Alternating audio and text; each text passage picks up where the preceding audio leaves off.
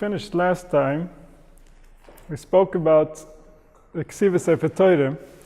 Rabbi Shmuel was a lavler, he was a sofer stam. And it said, Arizal that you have to be careful because every letter in the Torah is important, because this is part of how HaKadosh Baruch Hu set the Maaseh Bereishis so that it can work. And any letter that's missing is missing from the Seder, from the Chayes that HaKadosh Baruch Hu set up so that it all come together. So there's a discussion over there afterwards, and Rabbi Shmuel, when he was told that he should be careful, so he said, that he has kankantom, which is a type of, they used to use it for shoe polish. It's something that they put in the ink so that it can't be erased. And why do you need that? And he talks over there about the possibility of a zvuv coming and sitting on the Sefer Torah while the ink is still wet, and it can erase, let's say, the last piece of the back piece of the Dalid. So it can make from echad acher, for example. So therefore, he said that in order to be careful and make sure that all the letters are appropriately placed and they don't get erased, he would have this kankantom, and so that the zvuv cannot erase the ink. Perish, k'mo shenemar, zvuvei moves yavish. That the zvuv is like a negative force. It comes sometimes to bother people. And therefore, perikaroya yetzahara dom lizvuv. It's like a zvuv, he constantly comes and bothers you. Every time you send him away, he keeps coming back. V'hu roimez lekilkul v'heder. That when somebody is lacking, when somebody is doing something that he doesn't feel fulfilled, so that is merumaz in the zvuv, that the zvuv comes and bothers people, like you have one right here actually. Mm-hmm. So Reb Meir was matir to put kankantoim into the dior. There's a discussion over there whether you're allowed to do it, you're not allowed to do it. Reb Meir was matir except by Pasha Soita, which Pasha Soita needs to be erased sometimes if there's a situation. So therefore, in that area you can't put kankantoim. The rest of Sefer Torah you can put kankantoim. So it says Reb Meir, he had the power to say al tomei Torah val Torah tomei. This is brought down in the Gemara. Rotzeloi melegales chayes shebavruim ad sheliyeh shum kilkul v'gam matumah v'kilkul gam boi chayes Hashem yizbarach utahara. So Reb Meir had the power through his understanding of reality that he could deliver to you a reality where there's no evil. He can explain it to you in a way where everything you do will be appropriate. Everything that happens will be in perfect place. There will be no possibility of tumah and no possibility of kulkul. V'chein lo asid, that's exactly what's going to happen when Mashiach comes. V'gor ze'evim keves, that a wolf will live with a sheep. What does that mean? The wolf shows something that's now a chaya that's tomeh, because it has a nature of being a toirif, a nature of making itself better on behalf of other creatures, which is a simon of Tumah. And the same for human beings. The energy of the Ze'ev, the psychological aspect of the Ze'ev, which we all have. We have all the animals are within us. All the spirits of the animals we can manifest. The man includes all of them, and they're supposed to all serve him. So when a person manifests that energy, then he is capable of trying to enrich himself, trying to make his life better on behalf of somebody else's well-being. And this obviously is a very nearsighted strategy, because it will eventually backfire. He's enriching his physical existence on the cheshbon of his spiritual existence.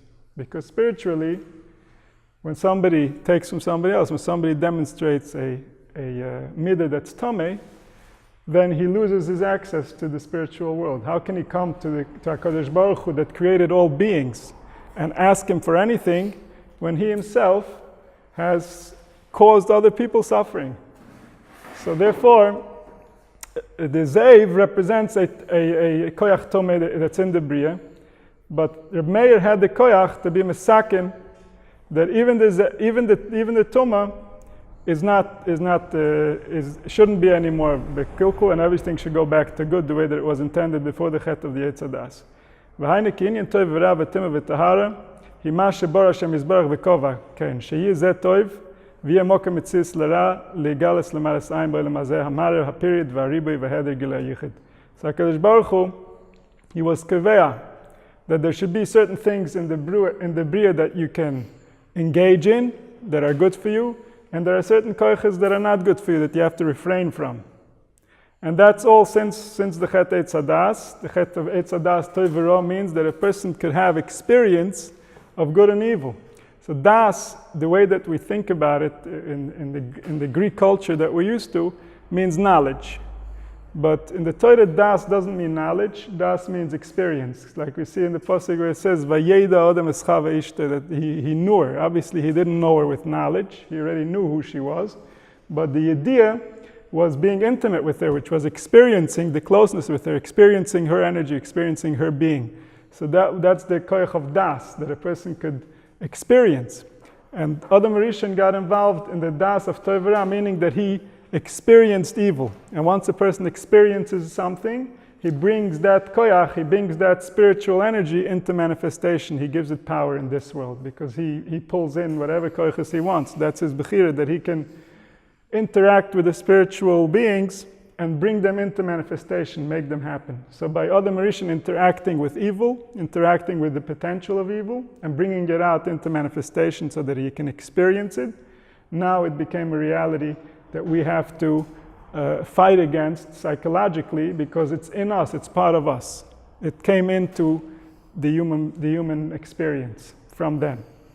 So the ability to be able to undo that damage, which is going to happen, that takes a very deep spiritual knowledge and understanding so that a person can actually explain how do you go about this world in a way where you can realize everything for the good, where everything can serve the purpose that HaKadosh Baruch Hu ultimately created in this world. So Reb Meir, he had that koyach. He was so big. It says the Chachomim even couldn't understand him. They couldn't get to the depth that he was plunging. He was learning also from Acher, which was Elisha ben Avihu, who was not religious.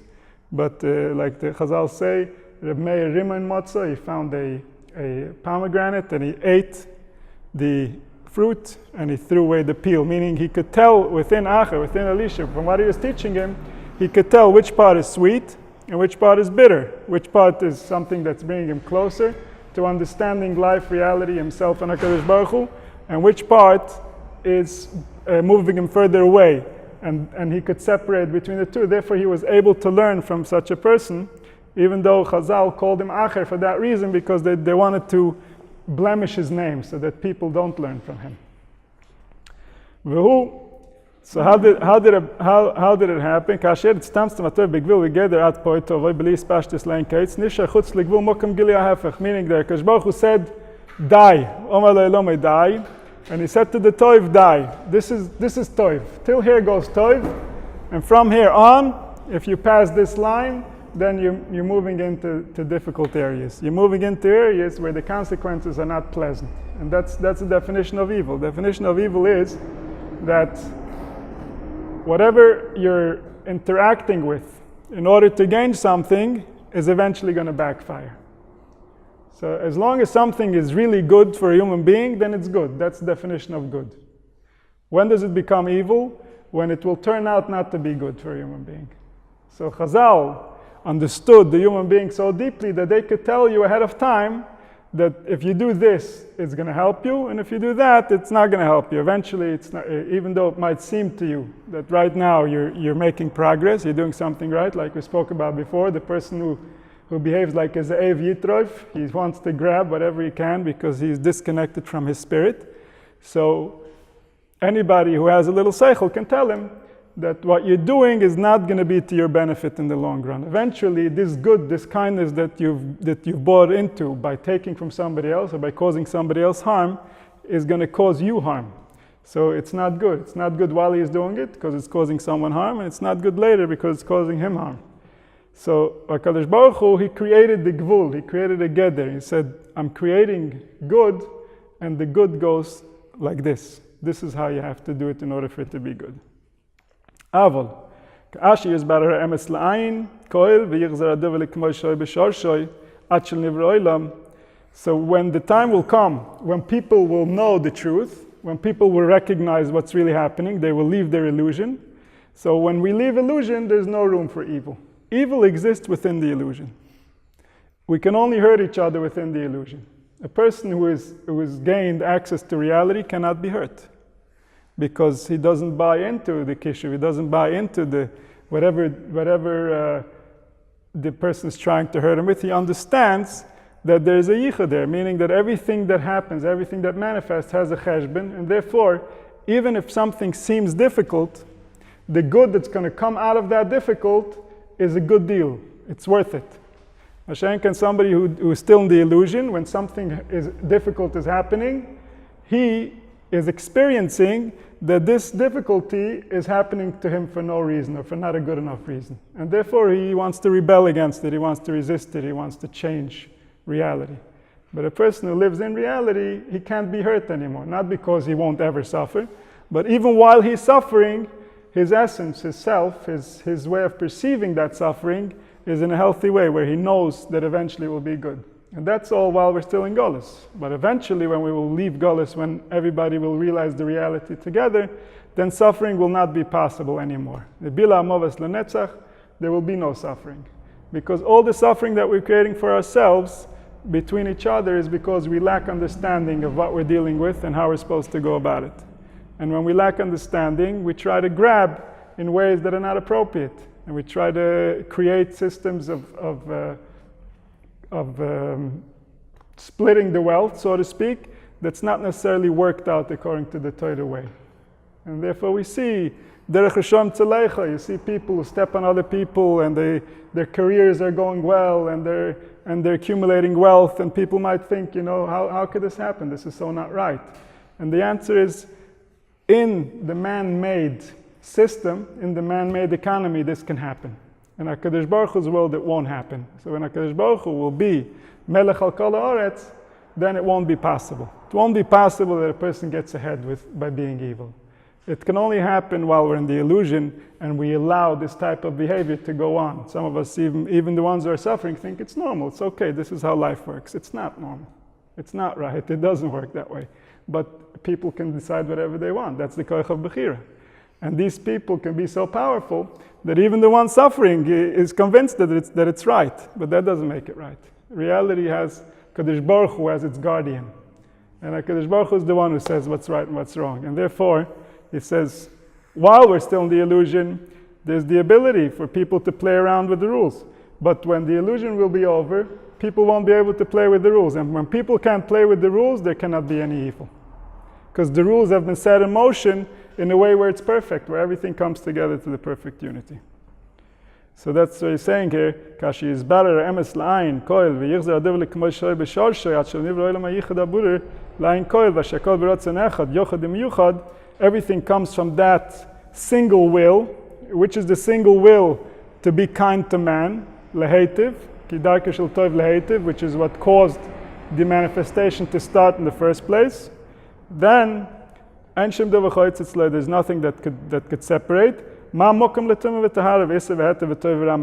no room for that. And this is brought in the Zohar many times, that in Atzilus, there's no room for Tumah v'Tahara, there's no room for Tov and Ra, and this is where Adam Rishon was before the Chet, to a certain degree, that there wasn't really Tov and Ra in the Bria. There was only the potential that he could experience if he doesn't listen to what he knows is right. And he chose that path for whatever reason, and therefore, HaKadosh Baruch Hu keviyochel, if a person chooses to experience Ra, the Bechira, the way that HaKadosh Baruch Hu set it up, is that HaKadosh Baruch Hu will play along with him. HaKadosh Baruch Hu will allow him to imagine that reality. And this is happening today in a deeper way than ever before.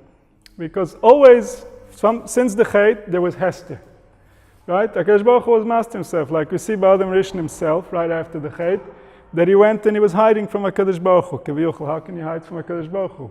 He made you, and he is everything that is. So there's nowhere to go, there's nowhere to hide. So how is he going to hide? So HaKadosh Baruch Hu, because he gave man Bechira, he allows him to set his brain up in such a way that his brain is telling him HaKadosh Baruch Hu is not here.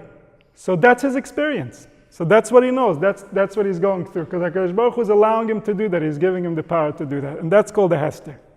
But even while the Hester was happening, he knew HaKadosh Baruch Hu was there. He knew the presence of HaKadosh Baruch Hu was somewhere. Therefore he was hiding. If he would deny HaKadosh Baruch Hu altogether, he wouldn't have to hide. He wouldn't be hiding. So he knew. He understood. And the same thing in the Megillah, where we see that HaKadosh Baruch Hu was leading this whole story from behind the scenes, even though everything was natural. And they say, Esther min ha-Torah minayin, right? V'noichi haster aster. I'm going to hide, and I'm going to hide even more deeply. So the Baal Shem Tov says, what does it mean, haster aster, I'm going to hide, and I'm going to hide even more deeply? He says, haster aster means I'm going to hide that I'm hiding. And that's what we're experiencing today. Not only are you not experiencing the divine directly, you don't even know that it's hiding from you. You're not even looking for it. That's a hester b'toich hester. Before, he was hiding. So we look for him. Maybe we hide from him. He's hiding from us. Play a little hide and seek. Like Baal Shem Tov says, that the HaKadosh Baruch Hu is playing hide and seek with us. And every time we find him, and then he runs into a corner and he hides again, and he says, come look for me. Why? Because he wants us to grow. It's like a father is teaching a child to walk. First you take one step, holding your hand, then steps away 2 steps, is waiting for the child to come forward. He's teaching him how to be. So in order for us to become self-sufficient, in order for us to grow, HaKadosh Baruch Hu gives us a feeling of closeness, and then he hides, and then we go looking for him. We go learning, we go davening, and we grow spiritually, and then we find again, and then suddenly we feel, no, he's not here, he is there, he's not here, and he keeps on going back and forth. HaKadosh Baruch Hu is hiding. He says, but the problem is that in our generations, HaKadosh Baruch Hu is hiding and nobody's looking for him. The poor kid is standing behind the tree waiting for somebody to come looking for him, and nobody's looking for him. Imagine how that kid feels. So when it's HaKadosh Baruch Hu doing that, HaKadosh Baruch Hu is doing the hiding, and everybody's forgotten to look for him. We got busy with other things, and he's just standing there and hiding. Nobody's coming. So that's the koyach of haster aster, that people don't recognize that something is hidden. And that's the deepest, that's the worst place to be. Because then there's no relationship. Then there's really, everything becomes possible. People can do whatever they want. People can just go wild. And this is what we see now. That you see people, the people who are usually more powerful, who have more resources, who have more strength, it doesn't come from a good place. It doesn't come from their kind heart and their gentleness. And that's because when all of us forget who we are and what we're working for, we allow this to happen. We make them happen. Officials don't get elected by themselves. And companies and corporations don't sell products to thin air. There's people at the other end of all these transactions. There's people involved in everything. And when we forget who we are and what we represent and what we should be looking for in order to choose our leaders, in order to choose our products, in order to choose our way of life, then we allow evil to become powerful. We're voting, we're doing it. As a klal, that's our koyach, that's our bechira. So HaKadosh Baruch Hu allowed us because he wants to give us bechira, because he wants us to be self-sufficient, because he wants us to realize ourselves and get the ultimate good. And the ultimate good is that we're in control of our own destiny. So he allowed that to happen. And what did we do with that? What did we do with that open choice, with that infinite potential that we have?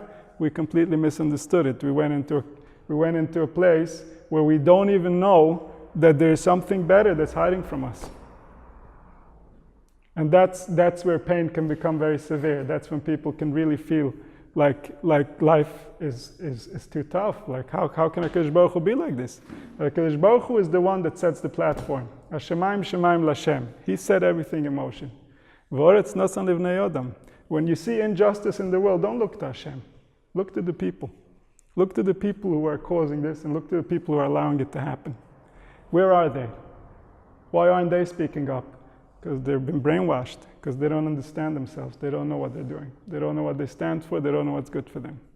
So that's ultimately our job. That's why we have a Torah, is so that we can wake up, so that we can recognize that even though we don't know what's hiding, at least we should know that something is hiding. At least we should be looking for HaKadosh Baruch Hu. And what happens is that if nobody's looking for HaKadosh Baruch Hu, what happens if nobody's looking? Then he starts going into easier places. Before he was hiding well. Yeah, the people who wanted to get close to him had to dedicate their entire lives, and they had to go in the midborios and be zboidedus for years in order to gain a deeper perception. But HaKadosh Baruch Hu sees nobody's looking for him, he comes out a little bit. Then he comes out even more. Then he just comes to you in plain sight, and you're like, oh, everything makes sense. And then he goes right back into hiding. It's all to tease you so that you start looking, so that you grow. Because this is our time to grow. This world is our place where we grow. This is the place where we accumulate, and this is the place where we advance. So, in order for us to gain from this experience, we have to be looking for the truth. We have to be looking for HaKadosh Baruch Hu. Otherwise, we're just running in circles. So, when the time will come where everything will fall into place, then there will be no tum and tahara, there will be no isra heter, there will be no toy v'ra. V'zeu inyan yom ha'kippurim b'yom hazeh yichaper. She'ein mokim lachet. Meaning the day itself, if you live on that day you can do no wrong. Like you say that the Yetzirah doesn't exist on that day. And the Yetzirah is the one that's mekatrig on us. And this kitrug happens in many different forms. So it starts when he makes us feel inadequate. He makes us feel like we're not good enough. We're not really the ones the world was created for. It was created for the other people, the perfect people. Where are they? So the person starts feeling like that, that's the first kitrug. Yetzirah is already in his heart. Now he's open to evil. Why? Because if you're not in good terms with the creator and creation, then you're going to have to compensate for that negative emotion by looking for a pleasure or looking for something that's going to give you life. You want to fill that void. But the Yetzirah, once he's been mekatrig on you and telling you that you're not good enough, then he won't allow you to go to HaKadosh Baruch Hu to get your pleasure. You're going to go steal it from HaKadosh Baruch Hu. Because that's the mindset that the Yetzirah has put you in. That you don't deserve, you're not worthy, you're not good enough. And therefore, if you want something for yourself, just grab it, right? Like the pasuk says, there's nothing to, what are you going to wait for? You're just going to wait till your life ends and then go to hell, and then what's the point? Just grab what you can while you can. So that's the first kitrug. Once you're done with that, if you followed his advice, now he's got you. Now he can start being mekachik. You see how bad you are? I told you you're bad. I know it. How could you even argue with me? I'm always right. And then it already starts going into Avodas Hashem. Then already starts changing his entire relationship with HaKadosh Baruch Hu, because now he can't go to the Torah. The Torah is not his friend. He can't go to HaKadosh Baruch Hu. HaKadosh Baruch Hu is not his friend. So the Satan, by playing with people's minds, he is able to twist them and turn them so that they can become their own worst enemy. That's his job, because the Satan is part of our character, is part of our personality. All the koiches asichliim, all the koiches that come mishamayim are part of us.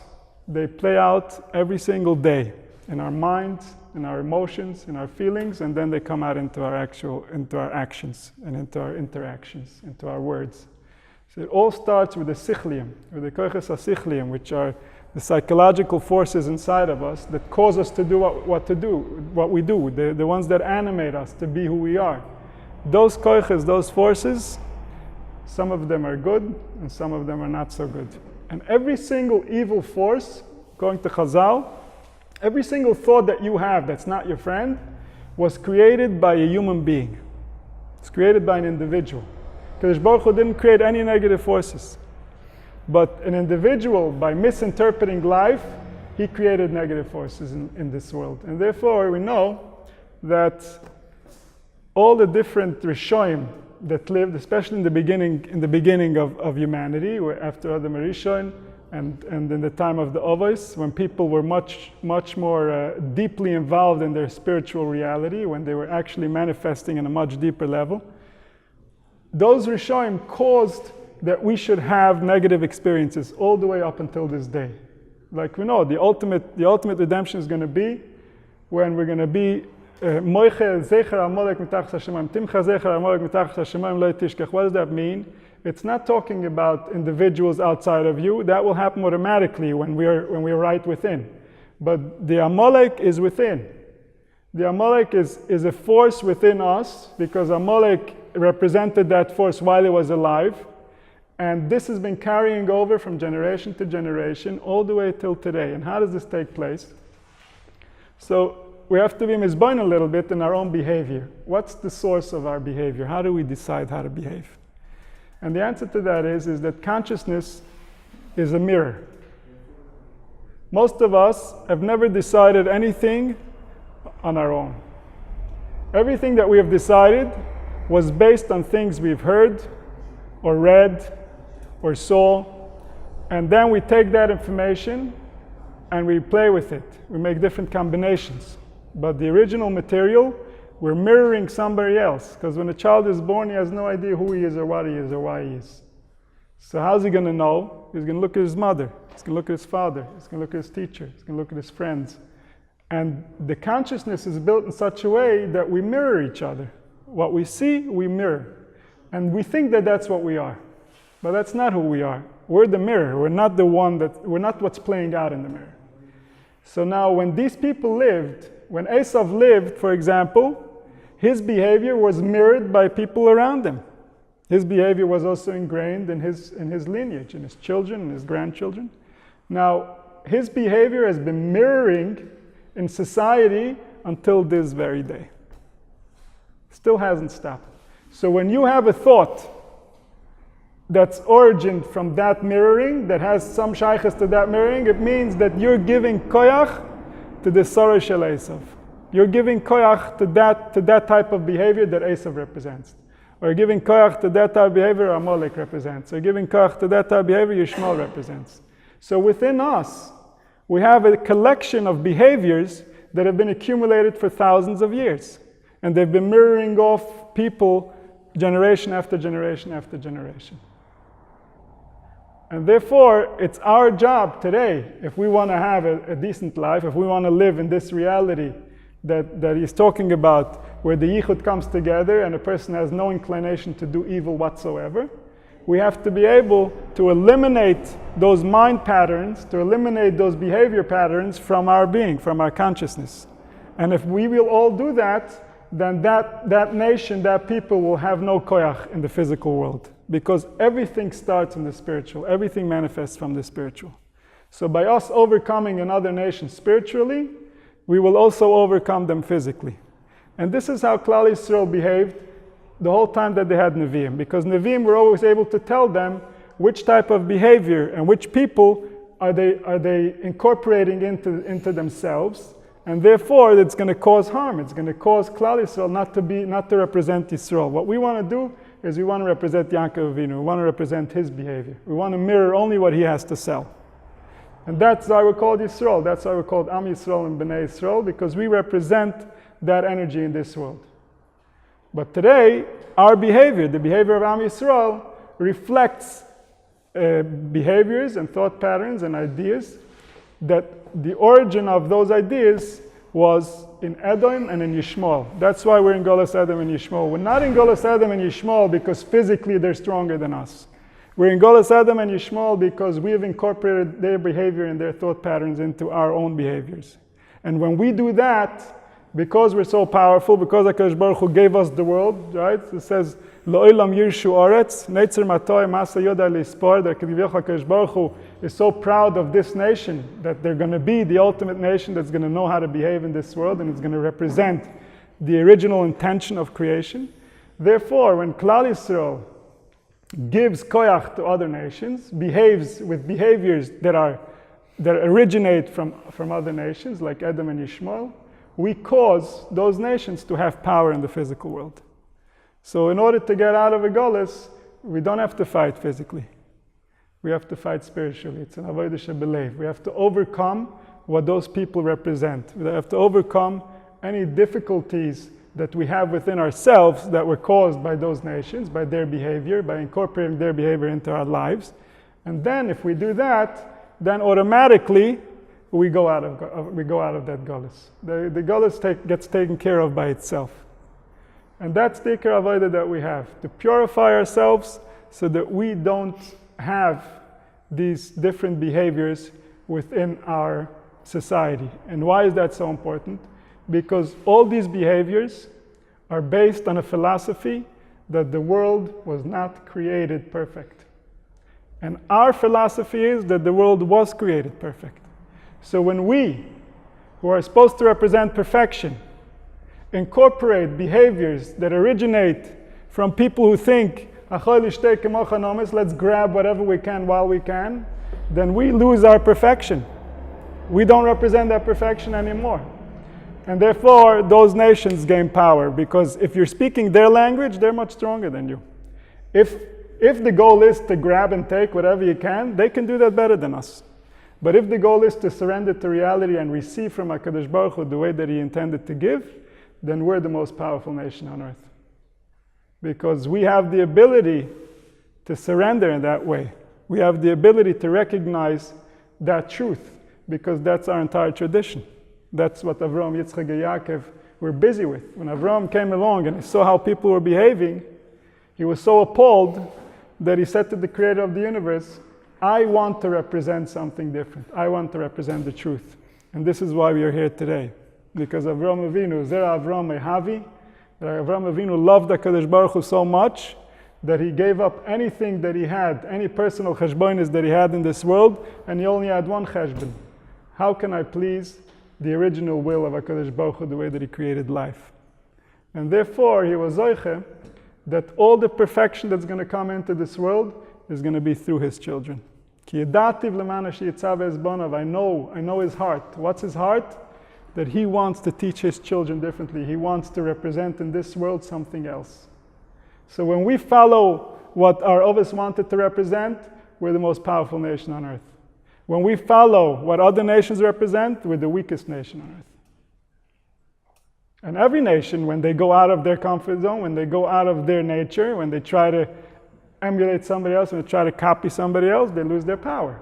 That's natural, because you're either going to take power from within, which is your natural nature, or you're going to take power from without by learning from other people how to behave. Whatever you get from without is not truly you, is not going to give you much power. And whatever you have from within, that's your ultimate power. That's the power that HaKadosh Baruch Hu gave you. That's the gift you have from above. So therefore, when we go back to that place where we are who we are, and we don't try to be anybody else, and we know how to not be anybody else, then there will be no evil. There cannot be any evil. Because HaKadosh Baruch Hu didn't create evil in us. Our nature is not evil. Our nature is kind and good. When we do good, we're mirroring the others. When we do good, we mirror the others, and we know which of us also. So when you do chesed, you're mirroring Avram. When you see chesed in this world, you're representing Avram Avinu. Avram Avinu has been mirroring all of this chesed for 4,000 years. You're holding on to a thread that's been alive for 4,000 years when you do chesed. Because that was all he represented. What did he do?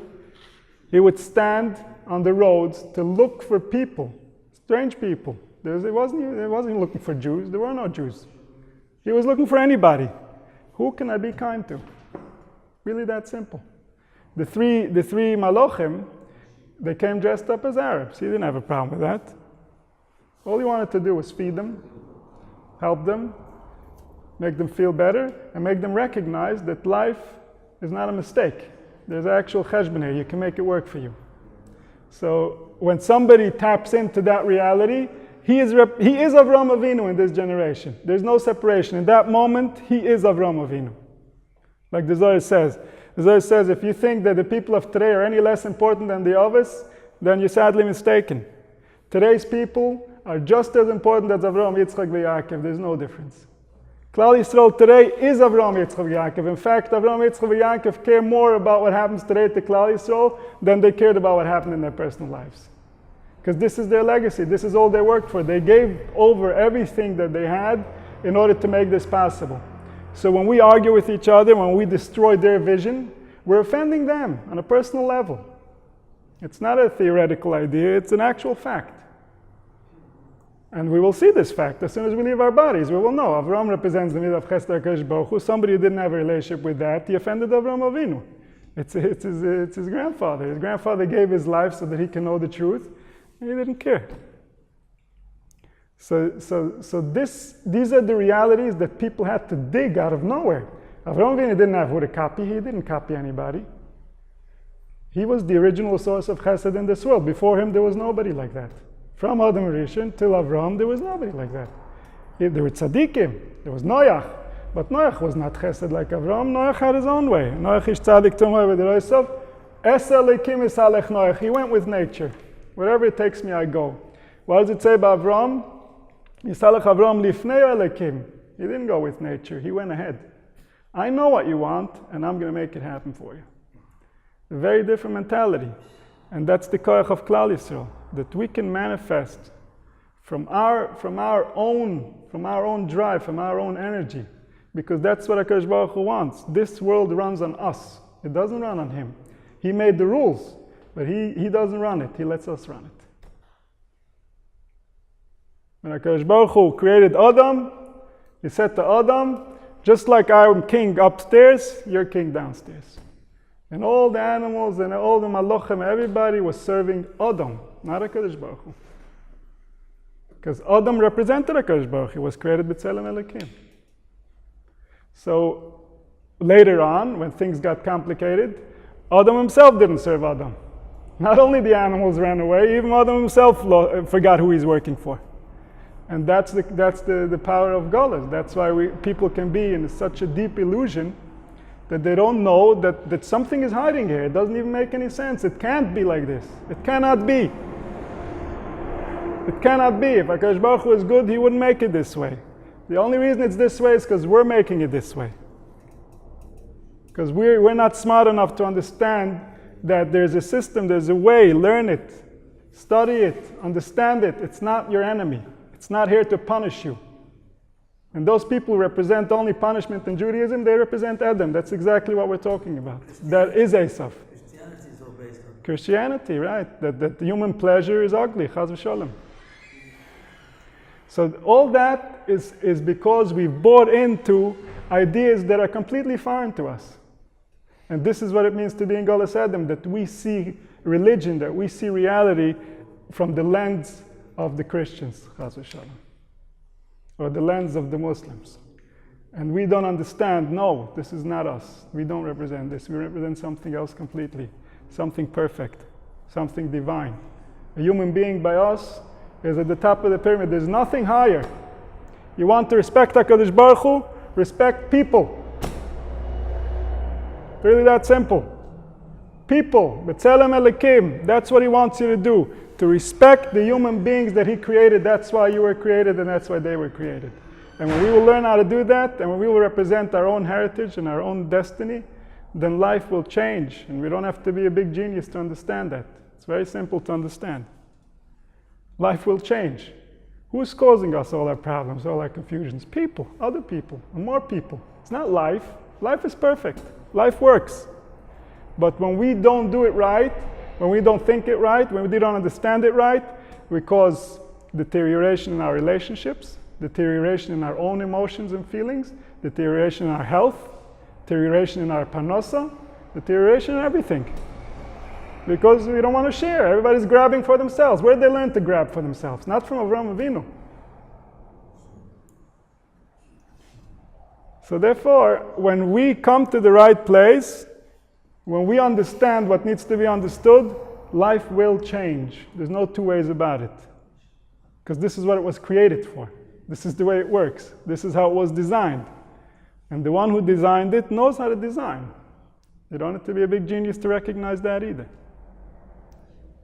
It's just that people don't make it real enough in order to be able to manifest it. And part of the problem for that is another Golus, Golus Yovan. What does Golus Yovan mean? Everything is intellectual. Everything is a debate. Everything is, I think like this and he thinks like that. But the thinking doesn't manifest into action. The thinking remains in the brain. I think like that, you think like this. Like the known story of Arizal, who was a very famous philosopher, one of the most famous, and his behavior wasn't appropriate. So they asked him, how could that be? He said, does a mathematician look like a triangle? I'm a philosopher. It doesn't mean I'm going to behave the way that I preach. That's what I do for a living, I think. But my behavior, that's because the Yevanim, they thought that the human mind, the human intellect, is the ultimate decider of reality. And that's not true. It's simply not true. We're not smart enough. We don't know. If we'll know the underlying facts, if we'll have the intelligence, then we can maybe understand it. But it's not going to be based on simply interpreting what we think and that's it. So we understand that once I know something, okay, I already know it, it's over. It's not like that. In the time of Chazal, when somebody learned a new memory, a new reality, a new realization, and he got inspired by it, what would he do? He would sit down and he would repeat it to himself 40 times, or 100 times, or 101 times. Why? What was he doing? He was reprogramming his brain.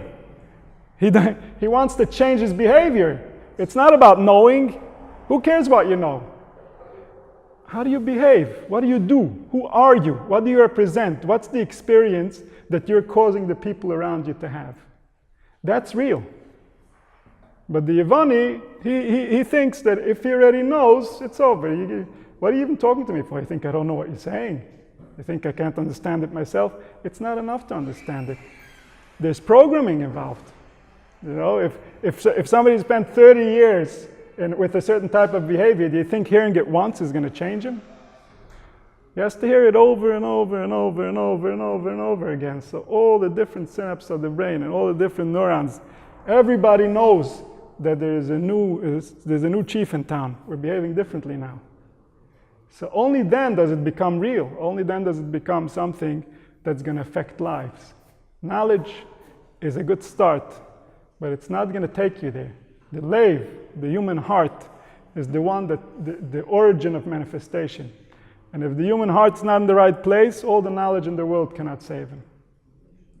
So when the human heart will be in the right place, when HaKadosh Baruch Hu will give us all a milas alev, right? Imaltem es orlas levavchem, v'arbechem lesakshu oid, then life will change.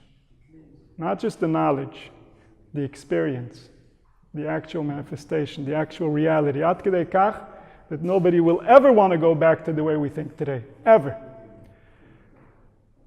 Like it says, nobody will ever want to remember this. It's going to be a blemish on humanity that there was even ever a war.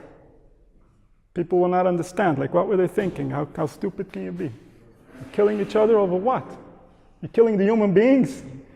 What could be important enough that you kill human beings? The only place in the Torah where we kill human beings is if these human beings represent such ugliness that there's no way they can coexist with other human beings. That's the only time we can kill them. That's why by Amalek, Tim Chazecher Amalek, because these people represent the extreme opposite of what it means to coexist. So, but when the time comes, all that will be gone, like a bad dream. Kachalom Yov. V'shuv Hashem v'shuv Tzion, hayine kecholmim. It's just a nightmare that we thought and we believed in it and we let it live in our minds for so long. We won't believe ourselves. So it says Yom Kippur is a day like that. Yom Kippur is a day that the day itself lets you know that evil cannot really exist. So he's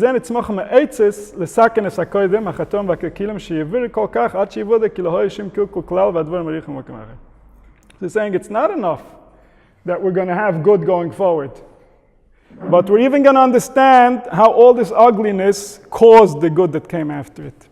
So that this ugliness can be a kisei for the toiv. This ugliness can be what brings the good after, and therefore it was worth going through this period so that we can have the ultimate good that comes after it. With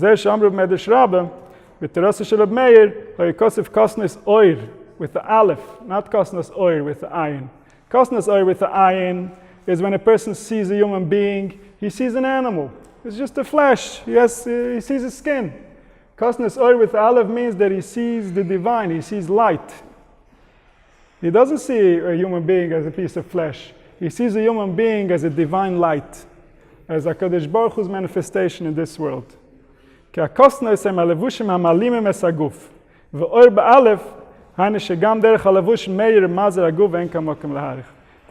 the whole body is one shtik kedusha. Why is the body so kadosh? Because the body is the house for the spirit. The extreme opposite of Christianity. In Christianity, the flesh is ugly. There's a war between the flesh and the spirit. In Judaism, there's no war. The flesh serves the spirit. The flesh is light because it encapsulates the spirit, because it's the dwelling place of the spirit. When you see a human body, it's like seeing a Beis Hamikdash, a kisei HaKoved. That HaKadosh Baruch Hu rests, it has the potential to rest within this being. This is a kisei where HaKadosh Baruch Hu doesn't mind sitting. Ad kedei kach. That's what a human being represents in this world. V'zei al tomei toer imar leponim, ki aponim etzem hakaras hadover, k'meim yidnei el parts of ponim. So when you see the ponim means you recognize the character of the thing. So he was able to show the face of good even in an evil manifestation. He was able to Reb Meir was able to diagnose the evil with a diagnosis that will end up saying that it's good. That's the depth of Reb Meir, that's the koyach that he had.